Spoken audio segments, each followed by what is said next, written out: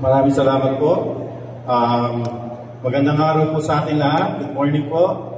Siyempre, unang-una po, nagpapasalamat po ako sa ating QCTAA dahil po sa pag-impita at siyempre kay Ma'am Margie Castro. Maraming salamat po sa lahat po ng ating mga bisitang narito ngayon. Alam niyo po yung pag-organisa ng ganitong travel expo, napakalaking bagay po sa atin dito sa lungsod natin dahil hindi lang po ito pag-boost ng mga nakapagbigay ng trabaho at syempre may papakilala rin natin ang ating lungsod dito sa atin. Mas mapapakilala natin yung mga hidden gems dito sa Quezon City, di ba? So, thank you po bilang bagong chairperson po ng Committee on Tourism, Cultural Affairs and Heritage. Natutuwa po ako dahil ito agad yung aking unang event.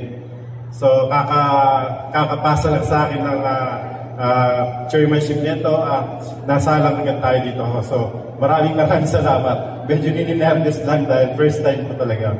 Pero yun nga po, welcome po dito sa QC Ma'am at sana po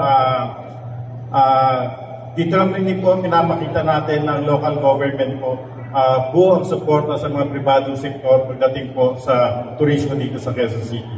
So sana po ay sigurado makakapag-book tayo dito dahil maraming travel deals na maganda. So yun lang po, maraming salamat, welcome to QC at mabuhay po tayo lahat.